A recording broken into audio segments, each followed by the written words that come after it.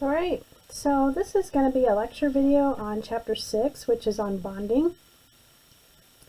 So we're going to look at two different kinds of bonding, and I should say first what bonding is. Bonding is a force of attraction between atoms.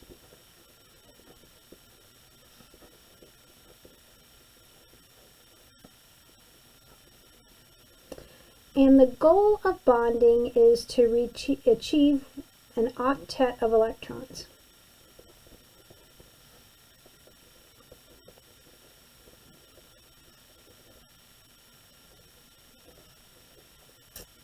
And that octet means that we're going to have 8 valence electrons, and that's in the valence shell. So when we think about that outside shell, the goal is to get 8, because that's going to make them stable like a noble gas. So in order for atoms to do this, they can either transfer electrons or they're going to share electrons. So one of those two ways they're going to try to achieve an octet. Okay, so we are going to first focus on this transfer of electrons. Okay, so that's going to be what's called an ionic bond. So these are going to involve one atom gaining electrons and another atom losing electrons.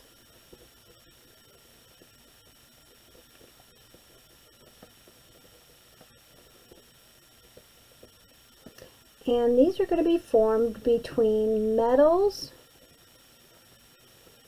and nonmetals. So if we think about our periodic table and how we have this stair-step line over here on the side, our metals being over on the left side and our non-metals being on the right side, if it's an ionic bond, we're going to have one from the left and one from the right in order to make an ionic bond. So when you look at an ionic compound, if you look at the very first element, like LiCl, if you look at this very first element, that's more than likely going to be a metal and to be an ionic compound. If it's a non-metal, it's likely to be a covalent compound.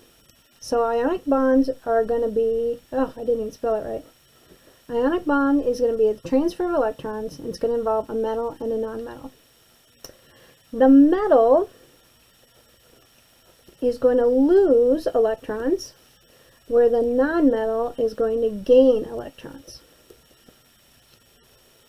Alright, so let's think about our column numbers on our periodic table. So if we're in column 1, all of these have 1 valence electron. Column 2, they all have 2 valence electrons. Then we're just going to skip these transition elements. Then we have column 3, they would have 3 valence electrons. Column 4 has 4. Column 5 has 5. Column 6 has 6. Column 7 has 7. Column 8 has 8. Alright, so if we think about things that are going to be in column 1, they are going to have 1 valence electron. So what this is our column number, this is our valence electrons.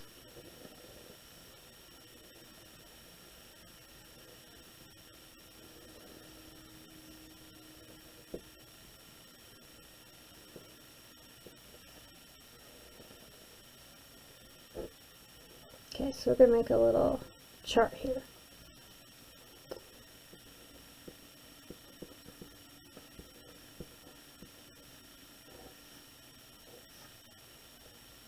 Okay, so if we're in column 1 and we have 1 valence electron, remember the goal is to have 8. So our choices are to lose that 1 or gain 7. Well, it's going to be a lot easier for us to lose that 1. And if we lose that electron, for example, if we were going to look at lithium, so if we look at our periodic table and look here at lithium, it has 3 protons. So it means it's going to have 3 positive charges, because 3 protons, and if it's a neutral atom, it will have 3 electrons. So that means that it would be neutral and not have a charge. Well, if I had 3 protons still, but now I lost one of my electrons, I'm only going to have 2 electrons. so that means I'm going to have a +1 charge. Okay, so anytime I'm losing, it seems a little bit opposite, but anytime you lose electrons, you're becoming more positive. Okay, so for column 2, we have 2 valence electrons. So we either lose 2 or gain 6. It's going to be easier to lose 2. And we'd have a +2. So if we have 3, we either gain 5 or lose 3. Easier to lose 3. And then we would be a +3. Okay, so if we have 4, we can either gain 4 or lose 4. Now we're kind of at that halfway point. So these things generally don't tend to gain or lose. They are going to share. So these things are more likely to be involved in covalent bonding.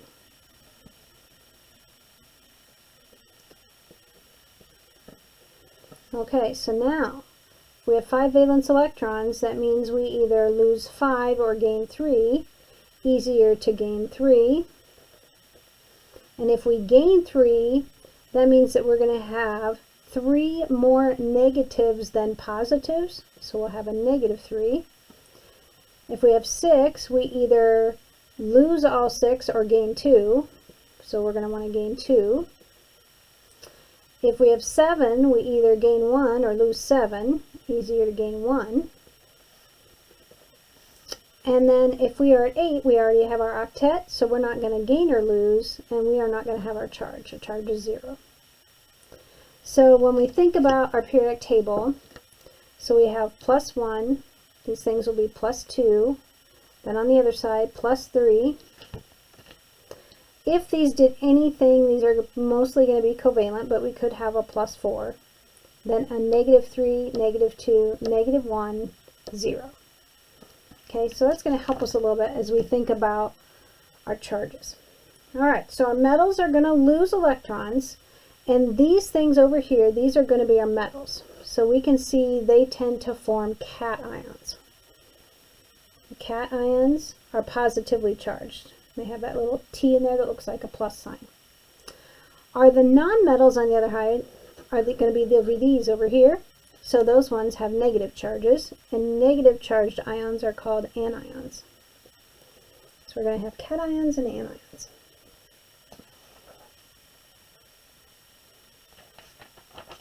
Okay, so let's say that they give me something that is Al plus 3, and they want me to decide how many protons and how many electrons it has. So if we look at our periodic table, here's aluminum. So we have 13 protons.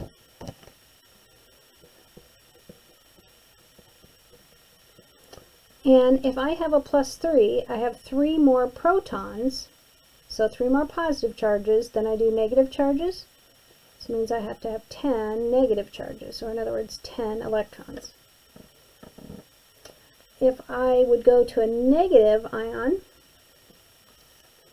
so if I look at sulfur, sulfur has 16 protons.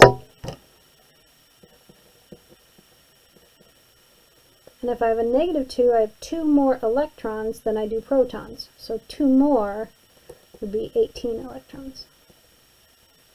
So if it's a negative charge, I actually end up adding to get my electrons. If it's a positive charge, I actually end up subtracting to get my electrons. But if you think about it from a math perspective, positive 3 and negative 10, or positive 13 and negative 10 makes a positive 3.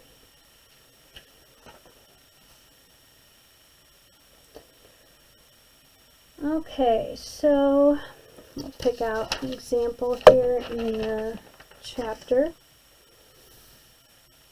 And it says, state the number of electrons that must be gained by atoms to achieve a stable electron configuration. Okay, so if we look at N.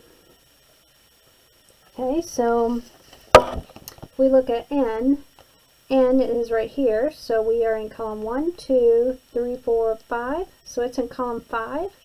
So if it has 5 valence electrons, we can go back to our other chart, if it has 5 valence electrons, it's likely to gain 3 and make a -3 charge. So nitrogen, since it's in column 5, has 5 valence electrons, so it's going to want to gain 3 electrons in order to achieve a stable electron configuration.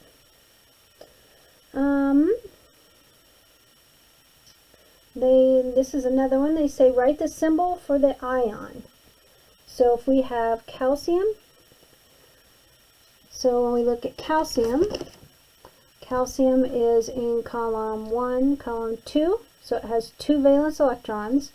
If it has 2 valence electrons, it's likely to lose 2, and its charge is going to be a +2. So it'd be calcium with a +2 charge. Alright, so now what's going to happen is they are going to give me 2 things, and they're going to ask me to see what the formula would be like. So if we have Na with O. So if I'm going to predict the right formula, what I want to do is I want to crisscross those